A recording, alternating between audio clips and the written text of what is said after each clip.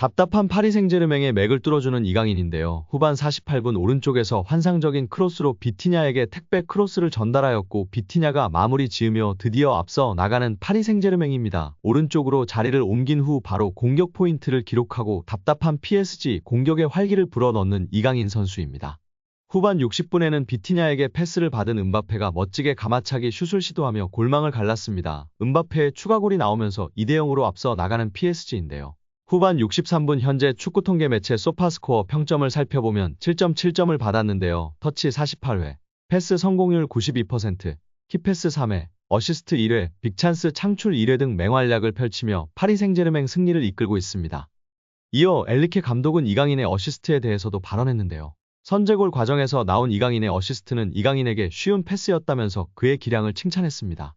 이어 왼쪽 미드필더로 경기를 시작한 이강인은 나쁘지 않은 경기력이었음에도 불구하고 후반전에 오른쪽으로 이동했다면서 선수들에게 이런 면을 원한다. 한 명이 여러 포지션을 소화한다면 상대에게 혼선을 줄 수 있으며 교체 없이도 경기 상황을 바꿀 수 있다.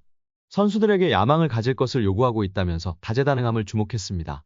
엘리케 감독은 메스와의 경기 전에도 이강인에 대해 발언했었는데요. 다양한 포지션을 소화할 수 있어 팀에 매우 중요한 선수라면서 최고의 기술을 갖고 있으며 수비 능력도 있다. 더불어 팀을 위해 자신을 희생할 줄 안다면서 이강인의 활약에 만족감을 나타낸 바 있습니다. 이강인은 올 시즌 PSG로 이적한 뒤 리그1과 챔피언스 리그를 모두 합해 15경기에서 2골 2도움을 기록하며 2023년 일정을 마무리했습니다. 경기 후 현지 매체들의 평가를 살펴보면 프랑스 매체 막시풋에서는 비티냐, 음바페, 다닐로에 이어 네 번째로 높은 평점을 부여했는데요. 킥오프 시 왼쪽을 주로 맡았던 한국 선수 이강인은 몇 차례 좋은 스루 패스에도 불구하고 제 기량을 발휘하지 못했습니다. 후반 들어 오른쪽 측면으로 자리를 옮긴 이강인은 비티냐에게 결정적인 크로스를 포함해 몇 차례 좋은 크로스를 넣으며 달라진 모습을 보이기 시작했다고 평가했습니다. 지난 경기에서 3점이라는 이례적 최악의 혹평을 부여한 망할 르파리지앵은 이번에도 짜게 점수를 부여했는데요. 음바페, 비티냐에게 7점을 부여하고 에메리, 마르키뇨스에게 6점을 부여했습니다. 에메리는 통계적으로 아쉬운 활약으로 평가를 받았는데 말이죠. 엄청나게 주관적인 평가를 일삼는 르파리지앵입니다. 그리고 최고의 활약으로 가장 높은 평점을 받고 있던 다닐로에게 5.5점을 부여하는 막장 평점을 다시 한번 보여줬습니다. 이강인도 동일하게 5.5점을 부여했습니다. 아무래도 가장 잘한 선수들에게 최악의 평점을 주는 르파리지앵인 것 같습니다. 이강인에 대해서는 전반 45분 동안 너무 중립적이었던 이강인은 후반전에는 오른쪽에서 더 많은 활약을 펼쳤습니다. 그는 좋은 크로스로 비티냐에게 첫 골을 선사하며 자신의 존재감을 드러냈습니다. 이후 카마라에게 추가골 기회를 잃기도 했다고 평가했습니다. 레키프에서는 음바페, 비티냐에게 7점을 부여하고 다음으로 이강인 선수에게 6점을 부여했습니다. 레키프는 이강인의 활약에 대해 이렇게 전했습니다. 한국의 왼쪽 측면 미드필더 이강인은 영감을 불어넣었습니다. 그는 비티냐에게 결정적인 크로스를 배달했습니다. 그는 또한 동료들을 위해 여러 차례 좋은 움직임과 서비스를 제공했습니다. 후반에는 오른쪽 측면으로 내려와 비티냐를 위해 크로스를 올렸습니다. 90분에는 하무스가 그를 대신해 투입되었습니다. 파리펜스에서는 음바페 7.5점, 비티냐 7점, 이강인 6점을 부여했는데요.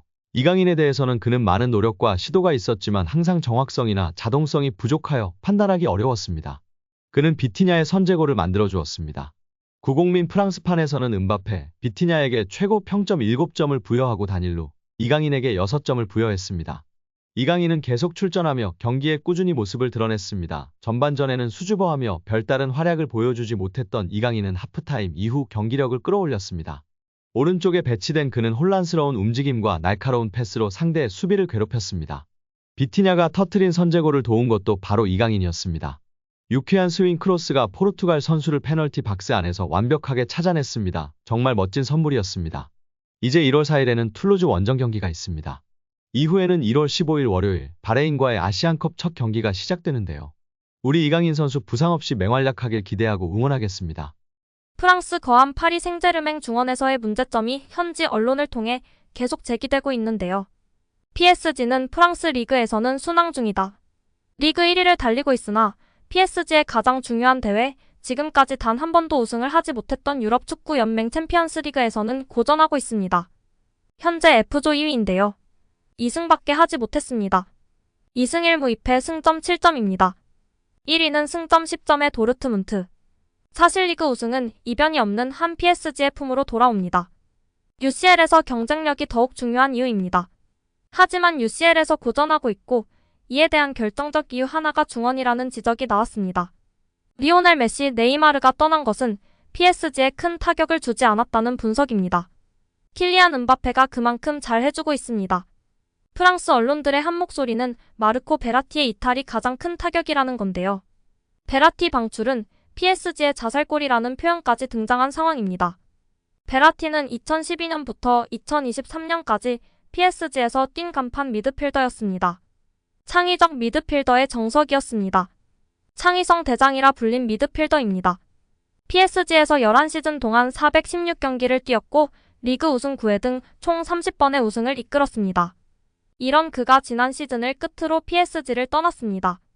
사실상 쫓겨난 것입니다. PSG는 젊은 팀을 만드는데 초점을 맞췄고 31세 베라티를 네이마르와 함께 방출 대상으로 지목했습니다. 루이스 엔리케 감독과 루이스 캄포스 단장은 베라티에 직접 올 시즌 활용하지 않겠다고 사실상 협박을 했고 베라티는 결국 PSG를 떠나 카타르의 알 아라비로 이적했습니다. 프랑스의 카날 스포츠는 PSG는 큰 실수를 저질렀다. PSG의 문제점이 지적되고 있는데 베라티의 이탈이 큰 대가를 치를 수 있는 실수다고 보도했습니다. 이어 리그 1에서는 1위지만 PSG가 UCL에서 남긴 인상은 부족하다. 5경기에서 2승만 거두는 험난한 여정을 떠났다. 특히 비티냐, 마누엘 우가르테, 워렌 자이르 에머리, 이강인 등 PSG 선수들의 어린 나이와 이런 선수들의 창의성이 아직 부족하는 점을 지적하지 않을 수 없다. 팀을 불안정하게 만들었다. 베라티가 있었으면 해결될 수 있었다. 부끄러운 일이라고 비판했습니다. 그러면서 베라티는 퀄리티와 경험을 모두 가지고 있는 선수였다. 압박에서 깔끔하게 벗어날 수 있는 빼어난 테크닉을 갖춘 노련한 선수였다. 이런 선수와 이별했고 해결책은 없었다. 베라티가 남았다면 확고한 주전이 아니더라도 훌륭한 서비스를 제공할 수 있었을 것이다.